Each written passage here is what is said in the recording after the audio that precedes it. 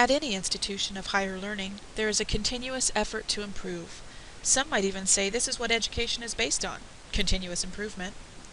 While there are many ways to evaluate how an institution is doing, this presentation will attempt to explain how institutional effectiveness is measured at Neosho County Community College.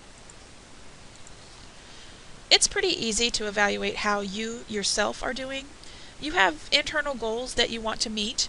Maybe your goal is to get all of your students to understand a certain concept, or have a great performance. Maybe your goal is to reduce errors on a report you have to turn in. Or maybe, especially here at Neosho, maybe one of your goals is to make sure you get enough steps in each day. At any rate, personal goals are often pretty easy to define and measure as long as you're up to your own challenges. It gets a little tougher when you're dealing with a group of people, like an entire department at the college, for example. The varied goals of the many people involved can make defining and measuring goals harder to accomplish. And just think about how difficult it might be to evaluate how an entire institution is doing. Multiple departments, varied personalities, varied priorities. Well, luckily at this institution, we have something that can tie us all together, something that we all agree with, and something that we all have had input in.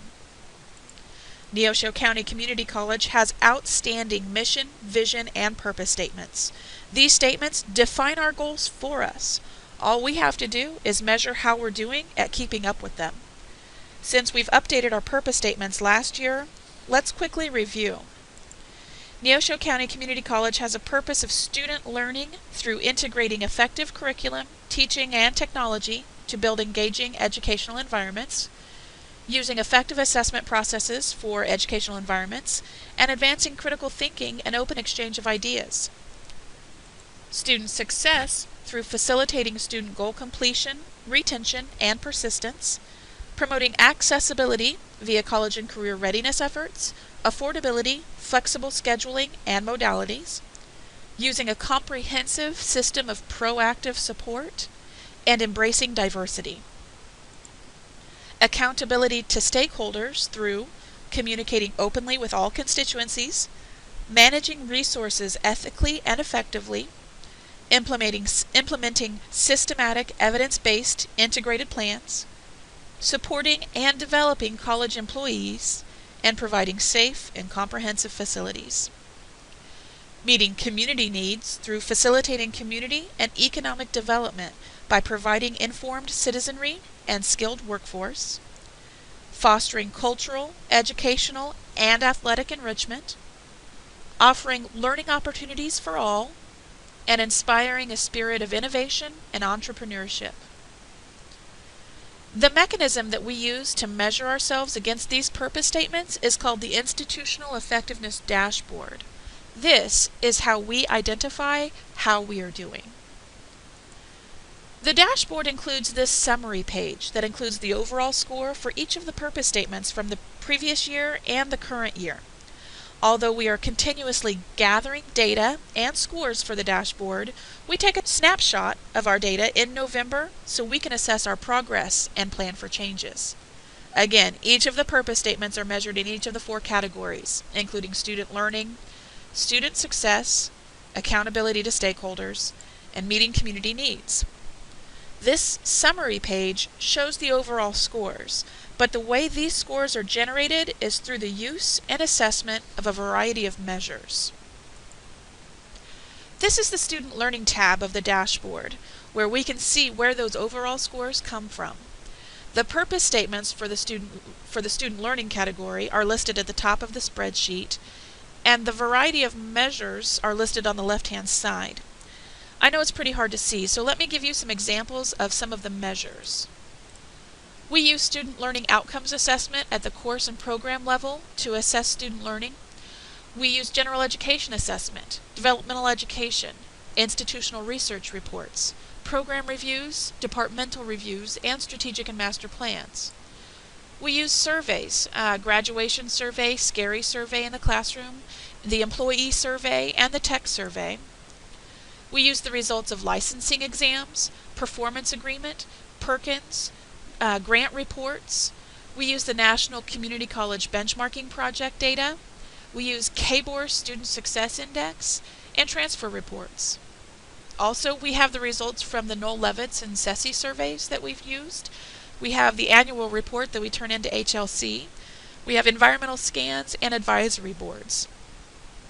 I've positioned these measures into 4 boxes that represent categories of measurement types. It's very important when you're evaluating the overall effectiveness of an institution to look at as many different types of assessment measures as possible. We've identified 4 essential categories that each of our measures fall into. Internal direct. We designed this measure, so it's internal, and it includes a direct measure. For example, in program reviews, how many graduates does a program have in 5 years? We also have internal indirect measures. We also designed this measure, but it's based on people's perceptions or feelings about the item. We have external direct measures. Someone else designed this measure or required it, like the state or federal government, and it includes direct measures. And lastly, external indirect. Again, someone else designed this measure, and it's based on people's feelings or perceptions. Some of the measurements items may actually fit into more than one category, but for our purposes, we identified one category per measure. Okay, back to the Student Learning tab. Now, how do we get these scores? How do we quantify all of this data? Well, for each measure associated with each purpose, we have identified 2 scores, the effectiveness and the outcome. Both scores are on a scale from 0 to 5, 5 being the best. The effectiveness score estimates how effective we think the measure is at telling us how we're doing at that purpose statement. The outcome score is based on the actual results of that measure, how we actually did. So for instance, the Knoll-Levitz Student Satisfaction Survey. We use this measure to assess the purpose statement, integrating effective curriculum, teaching, and technology to build engaging educational environments. However, based on our assessment, this survey has an effectiveness score of 3, meaning, in our opinion, it's not the most effective measure for this purpose statement. It's not the worst, but if it were perfect for assessing this purpose statement, the effectiveness score would be a 5. Next, based on the results of the Knoll-Levitz survey, we assess what that data actually says about how we're doing at this purpose statement, again on a scale from 0 to 5. In this case, we chose a 4 to represent the results of the Knoll-Levitz survey. In this case, we can identify specific items on the student survey and link it to curriculum, teaching, and technology. And that's what we use based on the actual data from Knoll-Levitz. That's what we use to assess this outcome score. We do this for every measure listed on the dashboard for every purpose statement of the college. Those scores are then tabulated using a simple equation to provide the overall score per measure, per purpose statement, and per data category.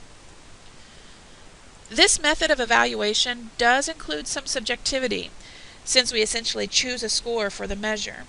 However, who, other than ourselves, would be more qualified to make these judgments?